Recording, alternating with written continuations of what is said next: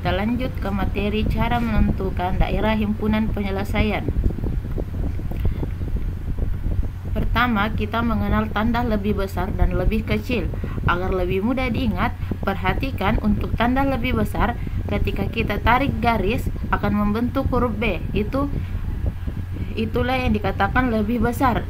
Sedangkan untuk lebih kecil, ketika kita tarik garis akan membentuk huruf K. Ini berarti lebih kecil.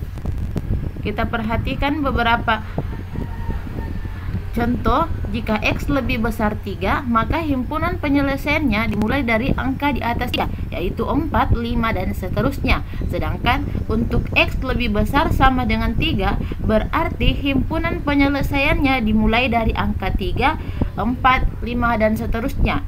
Jika ada tanda sama dengan, berarti anggota himpunan penyelesaiannya dimulai dari angka 3. Misalkan X lebih besar sama dengan 3, berarti himpunan penyelesaiannya dimulai dari angka 3. X lebih besar sama dengan 5, berarti himpunan penyelesaiannya dimulai dari angka 5. Begitu pula seterusnya. Untuk X lebih kecil 3, maka himpunan penyelesaiannya berada di angka 2, 1, 0, dan seterusnya.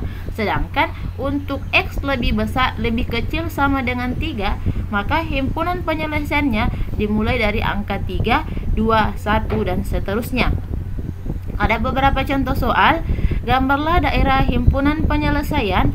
X lebih kecil sama dengan 3, X lebih besar 4, X lebih besar 3, dan X lebih kecil sama dengan 6, Y lebih besar 5, Y lebih kecil sama dengan 6, Y lebih besar sama dengan 4, dan Y lebih kecil 8. Kita perhatikan untuk X lebih kecil sama dengan 3, berarti kita ambil di garis X titik 3, kita ambil 3 di garis X, kita tarik garis ke atas. Daerah himpunan penyelesaiannya berada di daerah kiri karena tandanya lebih kecil. Kemudian untuk X lebih besar 4, X lebih besar 4, kita tarik garis di titik 4. Kemudian kita tarik garis putus-putus. Kenapa putus-putus? Karena di sini tidak ada tanda sama dengan pada bentuk pertidaksamaannya. Jadi kalau tidak ada tanda sama dengan di bawah sini, maka garisnya putus-putus. Jadi X lebih besar 4, daerah himpunan penyelesaiannya jika lebih besar berarti ke kanan.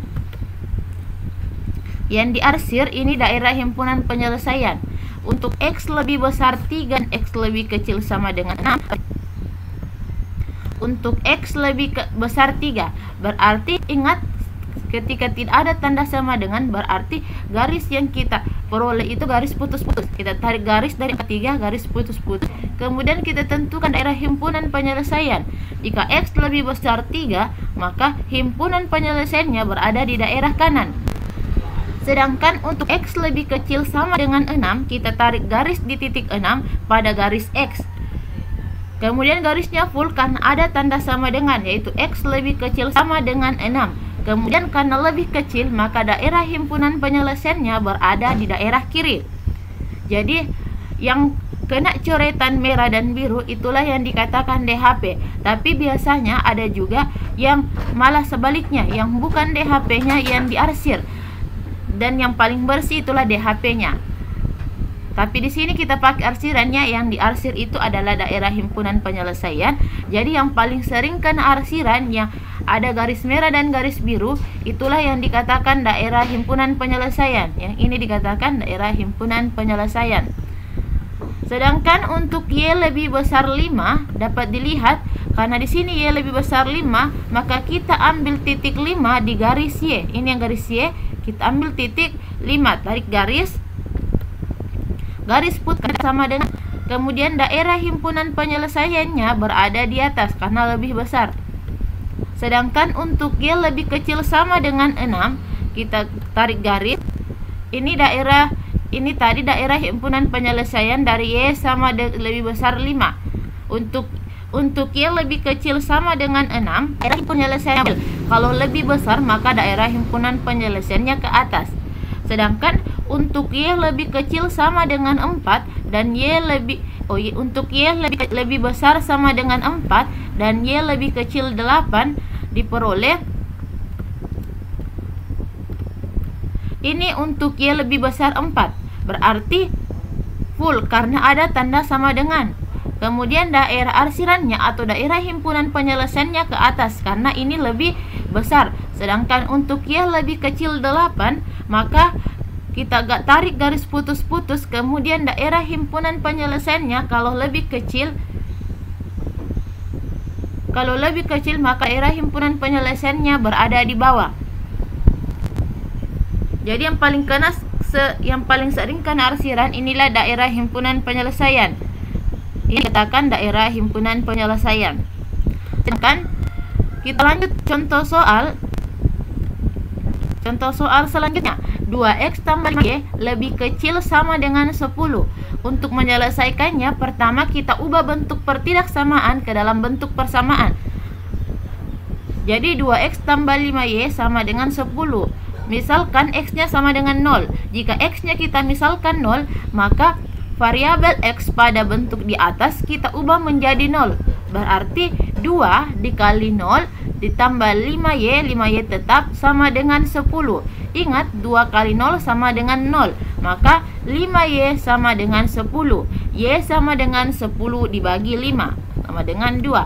10 bagi 5 diperoleh dari sini. Ini kan bentuk perkalian. Jika pindah ruas maka berubah menjadi pembagian. Begitu pula kalau bentuknya di sini penjumlahan. Jika pindah ruas maka berubah tanda menjadi pengurangan atau tanda negatif. Jadi 10 dibagi 5 sama dengan 2. Sedangkan untuk y pada bentuk di atas kita ubah menjadi 0. Jadi 2x tambah 5y sama dengan 10 berubah menjadi 2x tambah 5 dikali 0 sama dengan 10. 2x sama dengan 10, x sama dengan 10 dibagi 2. 10 bagi 2 sama dengan 5. Jadi untuk x sama dengan 0 maka y-nya sama dengan 2. Jika y-nya sama dengan 0 maka x-nya sama dengan 5. Kita ambil titik untuk titik pertama. Titik pertama yang ini 0,2. 0,2 titiknya, kemudian 5,0. Setelah didapatkan titiknya, kita tarik garis. Kemudian kita menentukan daerah himpunan penyelesaian. Jika daerah himpunan penyelesaiannya lebih kecil sama dengan 0, maka akan mendekati titik 0,0. Karena kalau misalnya kita arsir, kita substitusi x-nya 0 dan y-nya 0. Perhatikan uji coba dengan titik 0,0. 2x tambah 5y lebih kecil sama dengan 10. Lebih kecil berarti 2 dikali 0 ditambah 5 dikali 0 lebih kecil sama dengan 10. Apakah 0 lebih kecil sama dengan 10? Ya, pernyataan benar bahwa 0 memang lebih kecil dari 10. Jadi jika pernyataan benar, maka daerah himpunan penyelesaiannya mendekati titik 0,0. Titik 0,0 yang ini dia akan mendekati titik 0,0. Jadi HP-nya adalah di bagian sini. Kemudian kita lanjut. Jadi dalam model matematika ada beberapa ungkapan dan implikasinya. Jika nilai Y di antara 2 dan 6, artinya Y lebih dan kurang dari 6.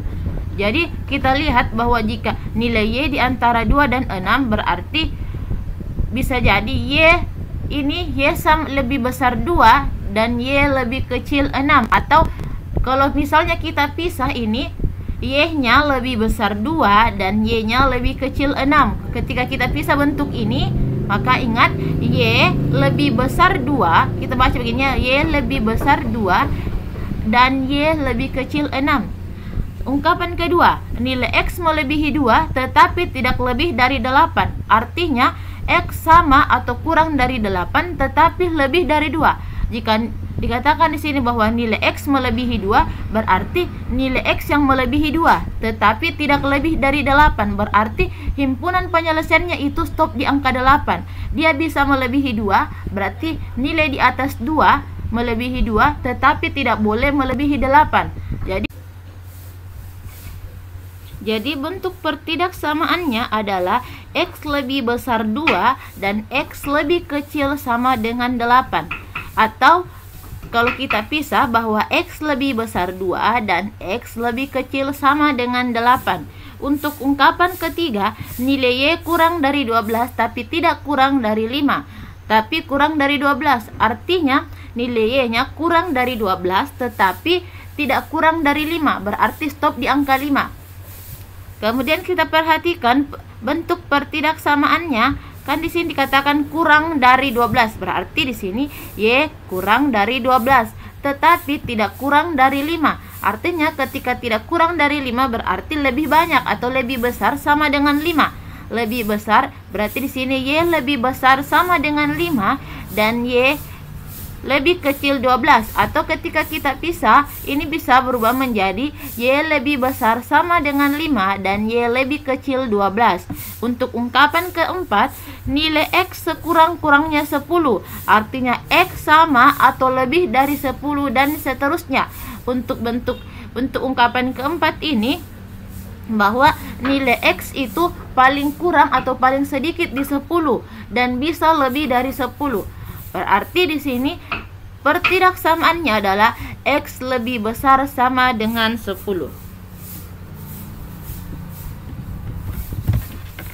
Selesai hari